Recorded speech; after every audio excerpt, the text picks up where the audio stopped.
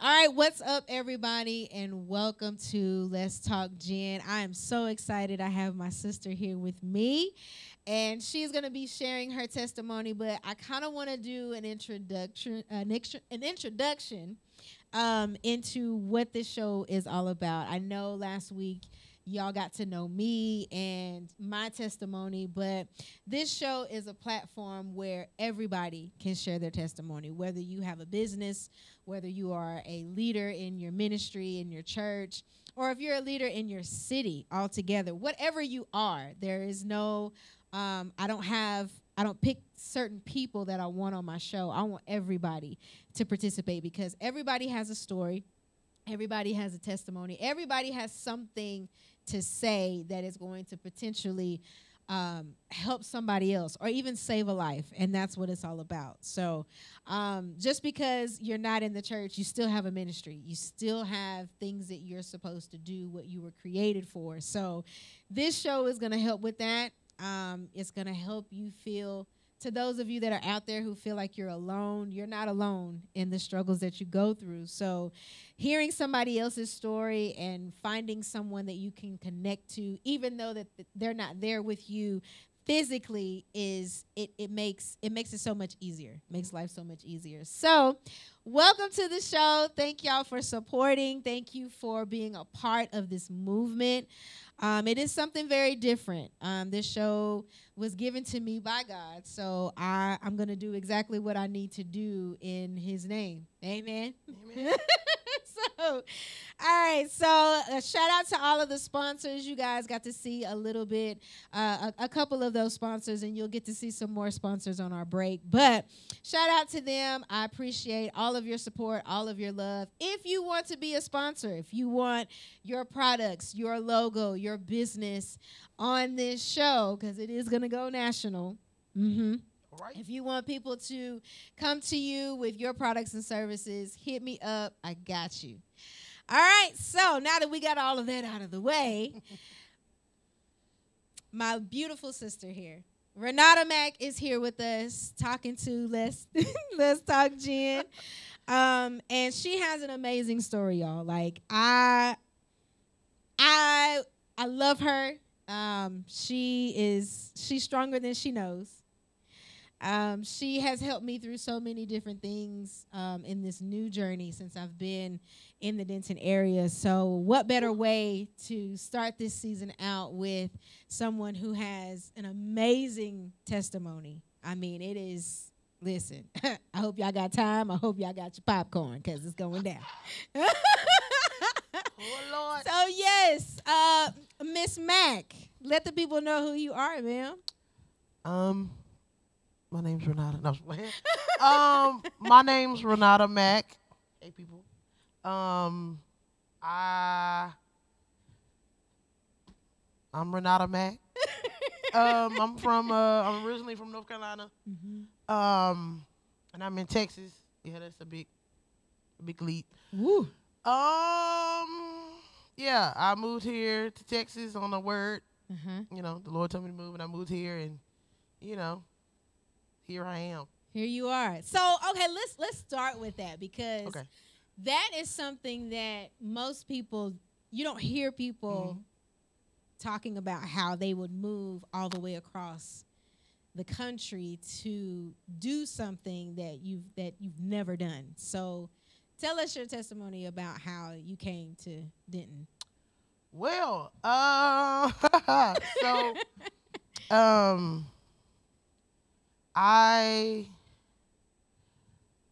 was at a place, I was just tired, like, in church. I was actually at, like, my home church, a church I grew up in, and back home. And I was just tired of what I was seeing. Mm-hmm. I'm the type of person, I'm going to be real, I'm going to tell you, I don't like, it was too much stuff going on, too much other than what it was supposed to be. Right. And with me being a church baby, I am a PK, I'm a GPK, and now I am a pastor myself. Praise God. So just seeing a lot of stuff, and I was just like, God, I'm tired, I'm frustrated, like this can't be it. And then just being in a place where people be more concerned about what you can do than your actual soul. Right. And I'm like, I'm dealing with different stuff, but you worried about me playing some keys. You worried about me hitting some tickling some ivories instead of seeing what's going on with me. And then it's more so the look of it instead of like really wanting change. I'm just like, God, I'm tired of it. I don't want to do this. God, I don't want to play no more. All the other stuff, I ain't going. And then it was just like, nah, my season here's up. I'm done. Now, mind you, we just had got out of this conference or whatever, and I actually, gave my life back to God. And so I was just like, I'm done. Like, I didn't come back into the faith for this. I was like, God, it's got to be something else. Like I said, I'm not going to sing. I'm not going to play. I'm not going to do nothing. Just get the word. And as long as I got you, I'm good. So I was literally laying. I had left the church. I wasn't going no more. And I think it was like maybe, I say like almost 3 months. I hadn't been to church or whatever. But me, I was finicky because I'm just like, when the scripture says, forsake like yourself together, like there's a reason why he said that. Like you get strength, like like I'm like, but I'm not just about to go anywhere. I'm not about to do that. So I literally at my mom's house, laying across the bed in one of the guest rooms, and just laying there scrolling through Instagram, and I seen my pastor now, seeing that he posted like a flyer of him launching his God's Nation. And I was like, well, cool. Now, there's a whole other story behind that because some years back, Facebook shows you, they kind of barely do it now, but they will show you suggestions, like suggest friends to you. And I seen them, and back then, and I said, oh, okay, he a preacher. I said, that's cool. Never talked to none like that, just became his friend. Right. And here it is years later, I see him, and I was like actually scrolling. I'm just like, oh my God, he's starting a ministry. That's what's up. That's dope. I love it. Like, and so I was looking at different pictures, looking at different stuff. I seen different clips of him preaching, and I was like, that's what's up. He's still preaching. Like it blessed my heart. That's the way it should be. Right. When you see somebody else prospering and going forth and doing different things, we should be excited about it, even if it ain't us. Right. Even if it's not something that we do. Like, you know what? I like that. So in the midst of me looking at it, the Lord told me just to tell him something. And in the midst of me telling him something, he ended up telling me what the Lord said. Now, mind you, that was it. I was just like, I'm believing for you and praying for you. Da, da, da, da. And literally, after he responded, and then I think we talked or something on the phone, and literally we was on the phone, and the Lord said, move to Texas. Huh? Like, heard it clear as day. And I was just like, so when I told my mom, I said, Mom, the Lord just told me to move to Texas. She said, huh? I said, yeah. He told me to go to Texas and to go help him. I'm showing her, go help him with the vision. Now, my mom was in the midst of her prayer group, whatever, so she started speaking in tongues and all that. She goes back in her room, and I'm just like, but I had a mindset. I was like, okay, I don't know how. I don't know nothing. I don't know none of these people. I don't know them. Right. But you telling me to go, and I'm going. Like, it even shocked myself. Like, I wasn't worried. I wasn't scared. I wasn't questioning anything. Like, he just told me to move. My mom come out there. She gave me a word when she said the Lord told her to tell her. I was just like, I'm really going to go to Texas. All right. So then I started to make moves or whatever to go. Like, I had a job lined up. I had a place lined up, all of that. But when it got closer to the time for me to come here, everything was gone. I lost everything. It was so much going on back home that I was just like, I just had this overwhelming feeling like if I stay here, I'm going to get wrapped up into something and I'm going to die. Right. Or I'm just going to lose my mind. And I was telling them. And this was around COVID time, too, yes, right? Yeah. They shut my city down. They won't let nobody fly, travel, or none of that. It was horrible.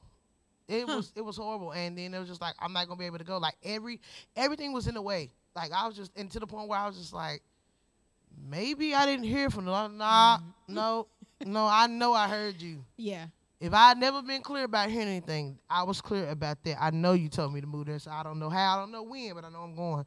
Right. And then it must have been the same thing because then Pastor and Lady, they hit me up. pastors, they was just like, yeah, how much is gonna be for you? They got me here, got my flight, got me here, and I've been here ever since. Wow. Yeah. See, that's the type of faith that you have to have. Like that is crazy faith. That is the crazy faith that people talk about. So I mean, it's possible. Just because it doesn't make sense, it's possible for you to do what it is that you're supposed to be doing. So I love that story. So okay, before you got here, you lived a lifestyle. You were, like you said, you were a PK, you were a GPK. You've been in church all of your life, right? So, with you being in church and seeing all the different things that you saw, like, what was your childhood like? Like how did you grow up? How did I grow up? Well, well, I grew up. I'm trying to put this into words. Well, I grew up. You would think, because I grew up in church, that it would have been great. Mm-hmm. Nah, my childhood was horrible.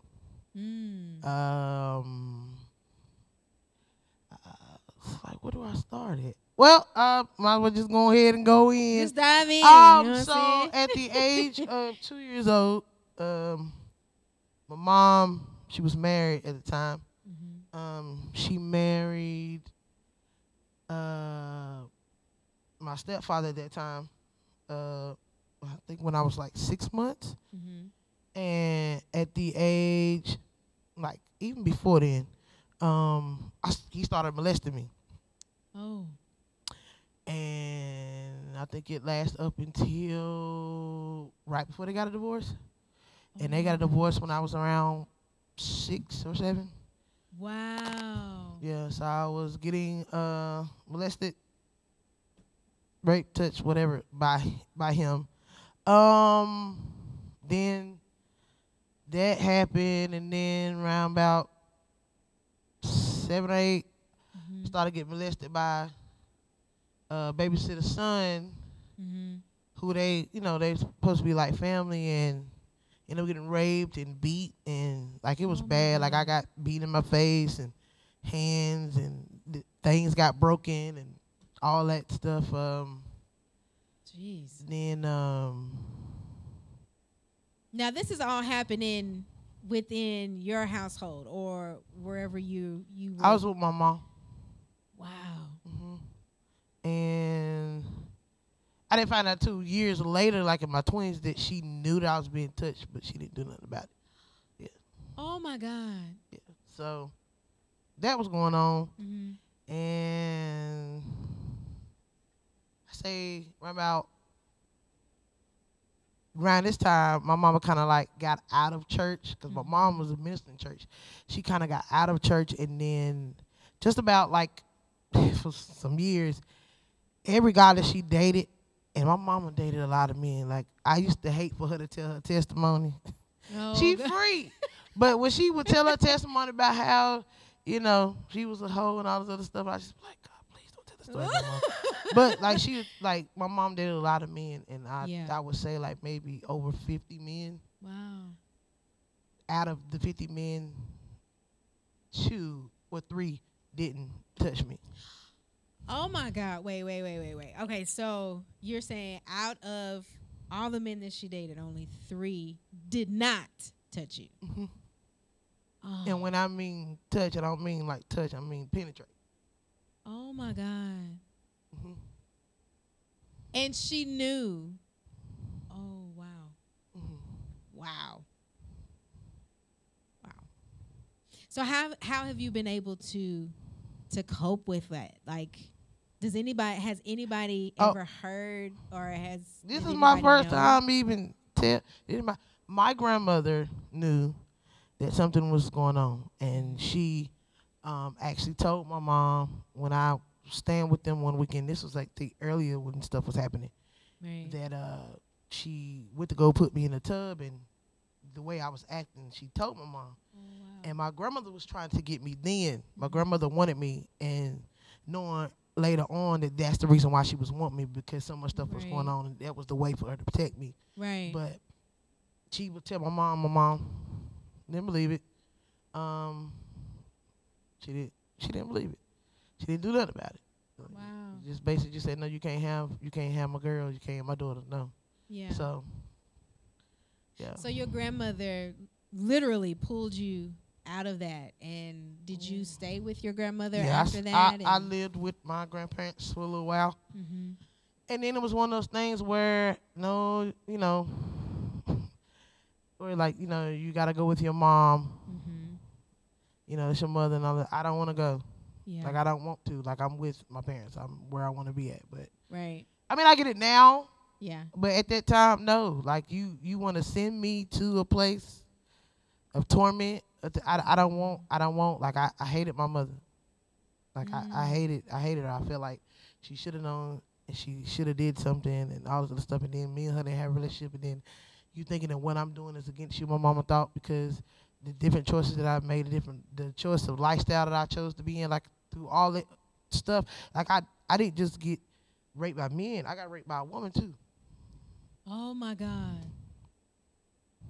At 11 years old, by a woman in the church. Wait a minute. Whoa. Yeah. So with all of that happening, like, where did that take you in that moment in time? Like, okay, now I know this was when you were young and 11. Now at this time you're 11, 12, 13, you're coming into your teen years, right? So from that point on, like, what was your mindset at that time? My mindset at that time, like, death really looked good right about now. I wanted to die. I attempted suicide like over 7 times. I was doing drugs at that age. I was an alcoholic at that age. My gosh. I was on drugs. I was doing all kinds of stuff at that age. Then confused because I didn't like to be touched, and then just the idea of any kind of sexual act. So I didn't want to, but even though I got raped by a woman, the feel was different because it wasn't painful, and I wasn't scared. Even though I was scared, I was scared because what is happening, but it didn't give me the same feel it did when the other stuff happened with the men. Yeah. So then, kind of like, and it was weird. It brought a sense of safety even in that. To where the touch and the feel of a woman was more what I wanted. Wow. And so battling like, okay, I like that. And then with me, the only time that I really ever felt safe was when I was with my grandmother. That fed that too.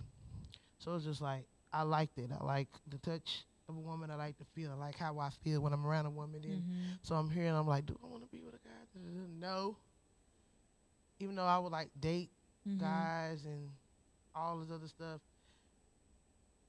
Then by the time I turned 16, I was just like, nope, I'm just gonna be a lesbian. That's it. So from 16 on up, I was a lesbian. Out here living foul, but thank God for deliverance. Listen, I'm like just out here, like still on drugs, still drinking. I say around before 16, I said about 14, 15, one of my uncles raped me. Blood uncles? Oh, wow. Yeah. My mom's brother. Yeah. Did she know? Did anybody in the family? No. Oh, no one knew. I eventually told my grandmother, but she said she knew something, and that was the reason why she got, in her way, she told my grandfather that he could come back to the house no more without necessarily putting it out there, but yeah. Oh, my God. And that kind of just like pushed it to the point like, nah, no. So that kind of like pushed the decision to just be a full-fledged lesbian at 16 years old. So. And all of this is going on even while you're in church. Yeah, I would be drunk and get home. I had a curfew.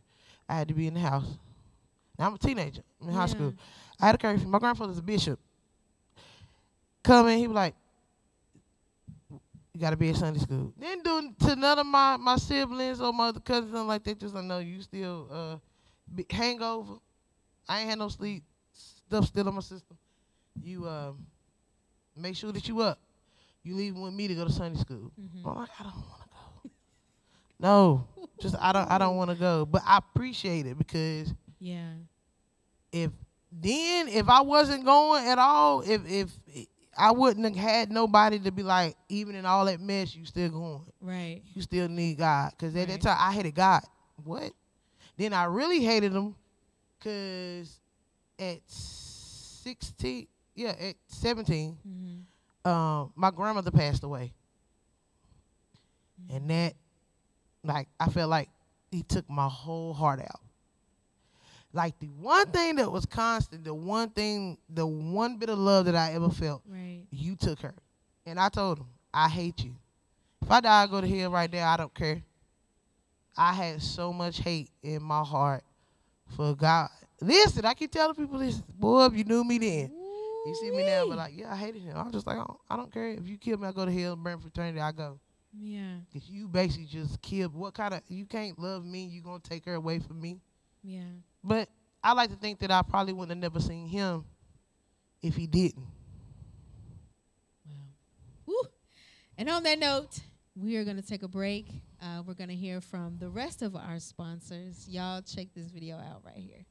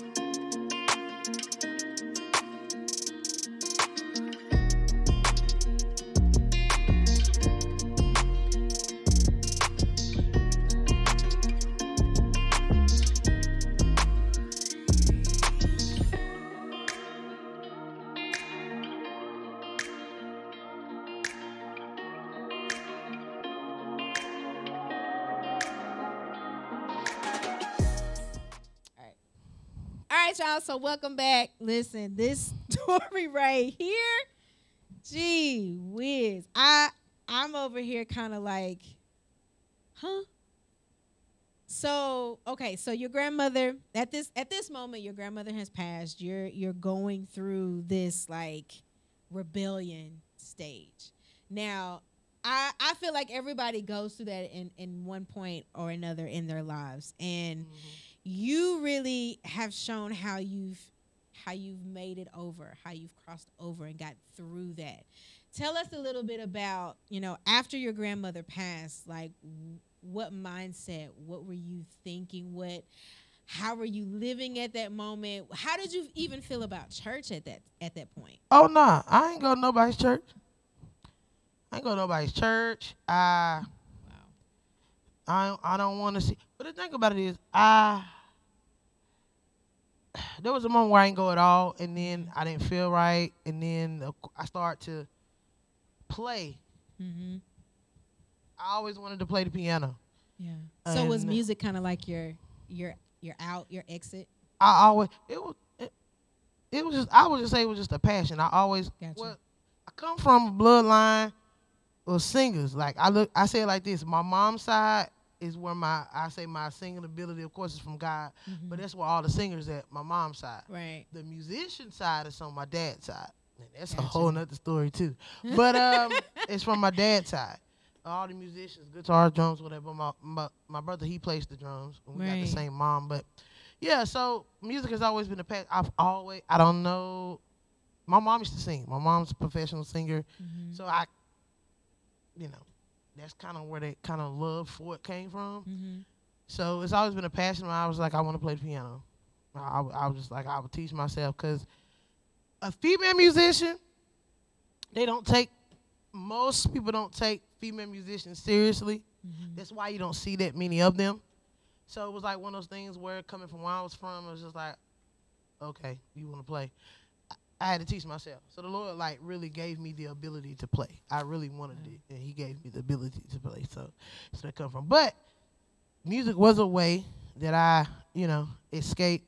But again, drugs, I got into a I don't care stage. Like when I say I didn't care who you were. You can be a pastor, teacher, my mom, dad, uncle, brother. It didn't matter. The only one I had respect for was my grandfather. That was it. And a lot of that was because I look just like my grandmother. So it was kind of like it wasn't as hard on him. And my grandmother left even though it was hard because he still seen her by looking at me. Yeah. So, I don't care. I started doing more drugs. I started cutting myself. Then around this time, I started to sell drugs, cut drugs, do a lot of illegal stuff, packages and beating people over the head and robbing, stealing, even a little prostituting. Wow. Yeah. But the kind of prostituting I was doing was for drugs. Right. And that's it. Like I knew that if I gave this person what they wanted, I was about to get a bag or two. Yeah. And I ain't talking about no weed because weed didn't do nothing for me. I was like doing cocaine, heroin, popping pills while I was selling, while I was cutting, like, that. Yeah, still drinking. Yeah, that. And then, and I've always been a dreamer since I was a kid. I always could see stuff, so it was just like I started having these even more vivid dreams of different stuff, and then it got to the point where I'm just tired. And we was in the middle of the service one Sunday, and all I know is I could barely remember. I just remember I seen a vision. Like I was woke, but I seen something, and I had to tell what I saw. And from that day on, I was just like,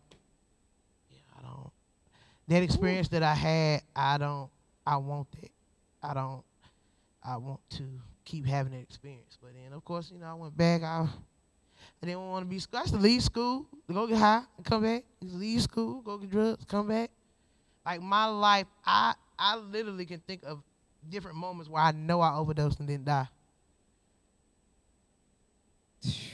And I weighed almost 600 pounds. I was huge. Wow. Ooh, girl. Listen. What was your turning point? Like at that moment, what was the moment or when was the moment that you were just like, you know what? I'm done with this. I was tired. Like it was just like this. I got tired of being high. I just got tired. I wanted something different. But it was just after all that, I'm just like, I'm still dealing with the same thing. And I was just like, I was just like, this can't be it. Right. And I literally was laying in my bed, and I thought I was dreaming, but I was really talking to God. I was like, God, like, if you take every bit of this away from me, like, I don't want it no more. Like, I'm tired. Like, I'm just, it's a lot going on the inside. I can't put it into words like God, but God, like, I want to know you based on me knowing you, not based on me growing up in church or my mom's knowing of who you are, my grandfather, whatever. Like, prove to me who you are. Like, I want to know who you are. I want to feel you. I want to have my experience with you. And literally, I was in the bed, and I could literally feel him. Like, I felt him and seen him step in my bedroom. I thought I was tripping. That was my first encounter. So you had a real life God encounter. That thing, it scared the mess out of me. But then I was just like, yo, like I seen him. And in that moment, like, my grandmother said, he came looking at, I was gone. I was just, it was like everything around me just left. And it was just me and God in that moment. Oh, everything. Wow. Now, my grandmother said he came to the door and all, he just heard me speaking in tongues. He didn't bother me. He just heard me speaking in tongues. I don't even remember hearing that. I just heard God talking to me. Everything else was, I was just like, is that am I really saying what I'm saying? Yeah. So I was just like, yeah. And that was it. I was like, yeah, this what I want. Now, what age were you at that moment? I was 18. Wow. That's Mm. Oh God. Okay, so and now you're 18. You're older. You're starting to see God, hear God. Well, which you were doing that anyway. But at what moment did you realize, okay, you know what? It's time for me to do another shift. Like it's time for me to do something else. Because you talked about suicide. You talked about the life that you lived. When was that the pivotal moment at that time when you were 18 that you just stopped altogether, or was there another time that you went through your trials, your tribulations, and it was just like, you know what, there's got to be more for me? Let me see. Yeah. I was 18, going through different stuff still, but I was just like, no, I'm determined I'm going to do this. But, the church, I don't care. The church can feel how they feel. But the church don't teach you, like, certain ministries within the body. The body need to be more intentional about teaching, okay, once you give your life to Christ, once you get his spirit or whatever, okay, showing a person different tools of how you stay saved, how you keep, let them know, hey, no, you got to work at this. Like, you're going to have to fight for the rest of your life. Is it worth you fighting? I didn't get none of that. Surrounded by preachers. All my uncles preachers, my mama, a pastor, all this other stuff, and I'm just like, nobody is, but they was worried about this stuff. They made you better make sure you at church so you hit them keys. And I was just like, that was a very frustrating thing that kind of pushed me back. Right. To where I was like, I don't want to have nothing to do with church. I don't want to have nothing to do with God. Well, you coming to the church to play? No, but my thing is that, yeah, I'm coming from God, but y'all making me not even want to come because it was a lot with that. And to where my passion for that was leaving. I'm just like, you know what? I'm tired of this. And then it'd be at that moment, and it was just like I started noticing because how I was feeling. People start coming back at the woodwork. Yeah. I'm like, oh. And what I thought I was free from, it was just lying dormant. And then I went back into it, got back into that lifestyle, and it was even harder to come out. And I say, whew. I was in a relationship with a woman for like 5 years. And I was like, I'm not doing this. No, I was going to, listen, I was preparing to have a sex change. Yep. Oh, so you were deep into it. Like you were, wow. I was preparing to have a sex change. All that, I was going to get married. And the thing that was at the back of my head was just like, my family going to kill me. But not only that, what the real thing was is just like, I know I'm not going to be in this forever. Yeah. I know that because I know him. I've had a real encounter with him. And I know I'm not going to want to live this life long. I know I'm going to want to live for God. So if I get this change, I don't know how that's going to go through. I don't know. And it kept me from doing it, which ended up ultimately stopped me from even being in that relationship because that person wanted me to hurry up and get, I was just like, I'm not going to do it. Nope. And I was like, God, you're going to have to take this away from me. Like, I don't want to feel like I need that. Yeah. So. Woo. So fast forward to now. You are Pastor Renarta Mack. Yeah. And, you're the worship pastor, God's Nation Denton. Yeah. And your life, like just seeing you over the last couple of years, it's like you've evolved. And I know it hasn't been an easy road. I know that you've had your struggles, you've had your trials and tribulations. Kind of briefly, but, not too brief. Let us know, like, what you went through and how you overcame. Because, you went through homelessness. You went through just the whole change of being a pastor. Because, listen. It was not. That right there by itself. Listen, that right there by itself is a whole beast. Yeah. But, tell us, you know, what changes you had to go through, even just to get to where you are right now. Now, I know you're not done. God is not done with you. You still have more growing and evolving to do, but just with where you are right now, like what did you have to go through to get here? Woo. Yeah. Well, I went through homelessness before I even got here. Like, Yeah. I remember sleeping underneath a bridge, and people, even family members, seen me, and they would just drive by, walk by, wave at me. Wow. Went months without eating, just like it was crazy. Sleeping outside, the bus stop is cold. I ain't got no clothes, no nothing. Yeah, it's real. But and I went through that here. Uh, Still, when you're not in your own homelessness, like I don't know nobody, then I'm living at people's houses. I'm like, I don't know. Yeah. I don't know them. And it's like, now Lord, I obeyed you and moved here. Where you And at? I'm like, what is happening? Like, Yeah. it just, just came here. Well, I would say this. Leaving what you know, leaving what's familiar, leaving what you know, like leaving everything that you know and coming to a place where it's like, okay, now get rid of everything you know, Mm-hmm. and I'm going to show you what you thought you knew, and then some stuff that you knew was not me. Right. Showing you, like, literally God brought me here so he could show me how my life is supposed to be lived. Right. Right. To show me him, not tradition, not what we deem as living life, but how he wants me to be. And I'm in a place where I can live it out. I can walk it out through falls, through mistakes, through realizing that I'm not who I thought I was, and that who I thought, the little girl in me that I thought that was dead, that a safe place for her to actually grow and be. I thought the little girl in me died early, like when I started getting molested at like 6 months. Yeah. 2 years old, 1. Like, what do you what? That? Yeah. So I thought that she died then. No, she was just hidden because of everything that was going on. Wow.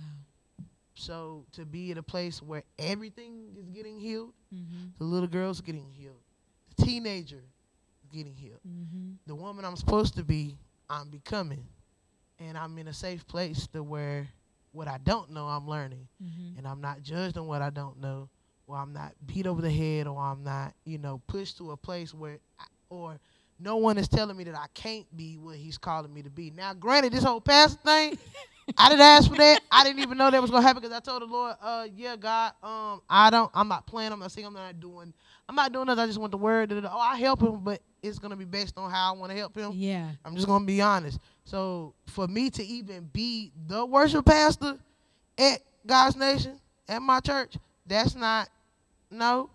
To even be singing and playing, I was just like, I'm not doing it anymore. I'm not, no. I worship him on my own time. I worship with everybody else in church, but I ain't doing what? So to even that, his plan for me, this is just part of it. This is a piece of it. But the fact that this is a piece, something I didn't want to do, something that I really gave up. I'm like, God, I don't want that. But he had other plans.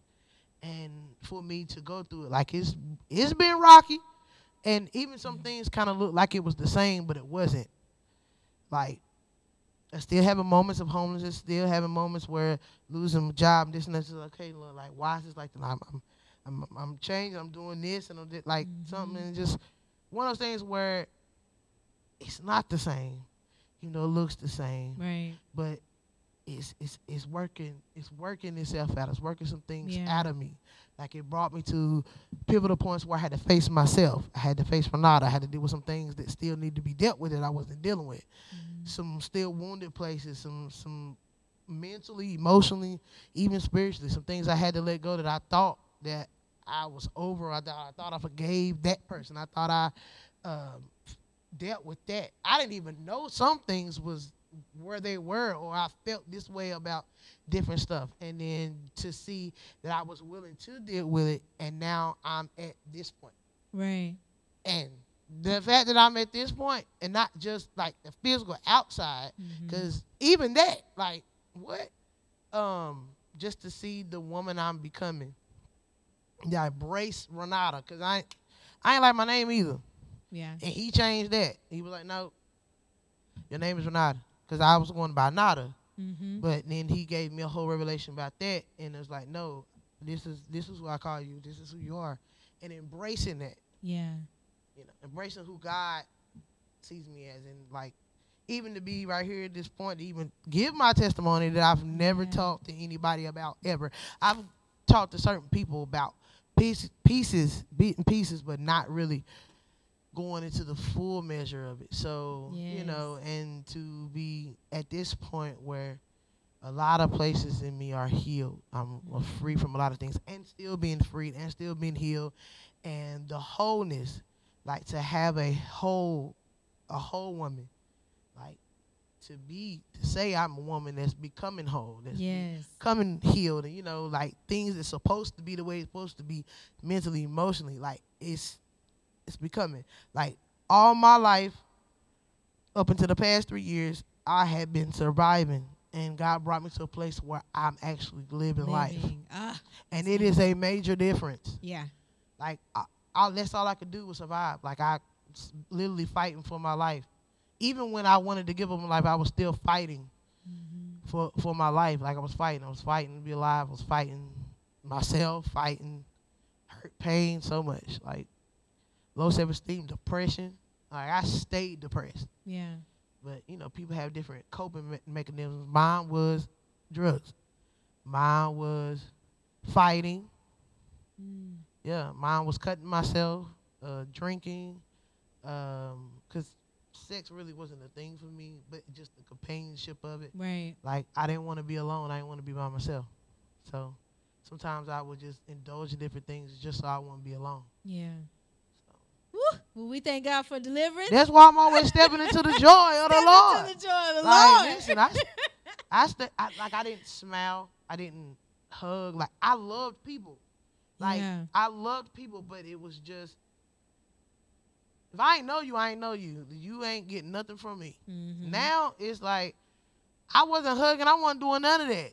Come here, and the Lord got me being just a whole cheerful giver. Not just with tithes and offering, but like in love. Like I was like, I would not waste my love. Yeah. No, like you had to earn it. Like now I'm just like, no, I'm gonna love you whether you want to be loved or not. That's it. So that's it. Yeah. That's it. Which teaches me as a pastor, just as a believer, someone that is truly want to be as much like Christ as possible. He was loved. So that's what I want. I want to be loved to somebody else. I want to show everybody Christ. Like I want everybody to see Christ in me. Right. Not to say that, oh yeah, I do got him, but not like, no, like your life may look like or feel like it's in shambles, but like really seriously, like your life can change. Like you don't have to be like that. Like right.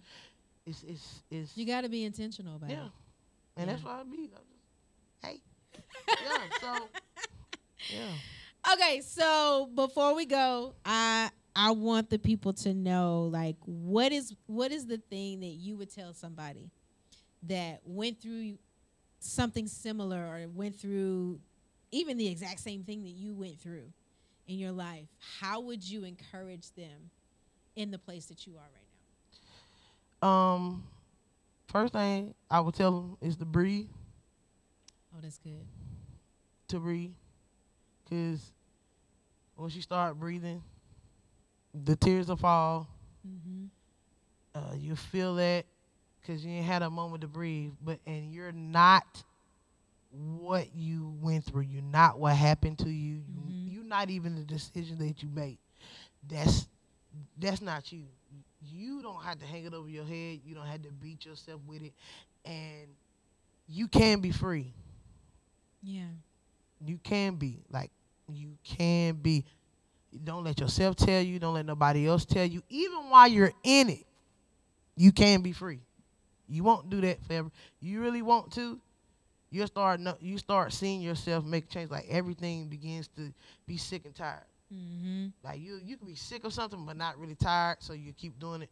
But when you get to that point, you sick and tired, that's when your freedom will happen. That's when you start seeing things happen. Like you'll start like, nah, I don't want to do this no more, and then you Right. start doing and making those changes, and it'll be uncomfortable, but it's so worth it. Yeah. So first, I would say breathe, and just know that you are not what you're in. That's beautiful. I you, love it. You hurt, but you're not pain. You know. That's good. That's good. Listen, sound advice for the woman that has gone through, oh my God, so much. And look at you. You're smiling. You're happy. I love it. Just to see you. And I mean, even when I met you, you were to yourself. But to Yeah, I see didn't you know y'all. bubbly, to see you I walk, know like y'all. literally walking in the joy of the Lord, it's refreshing. And it lets me know, and it reminds me that no matter what you're going through, no matter how ugly it gets, you can still live in joy. You can still have true happiness. So there you have it, folks. Renarta Mack. Thank you so much for You're so coming onto the welcome. show and sharing your story for the first time. Yeah. Like, for real, I'm honored that you wanted to do it here. So, y'all, let's show her some love. Let's give her her flowers while she's here. Thank you. And love on her and support her. Listen, she's got good things coming up. She's got a business coming up. Yes. I'm looking forward to it. So, Yes. y'all look out for her. But listen, if you want to be on the show, please let me know. Send me a message. Send me an email. Check out the credits because there is a way. There's information for each and every one of you to reach out to me to be on the show because I want to hear your story and somebody else needs your story. All right? So I love y'all. Y'all have a good evening. Deuces.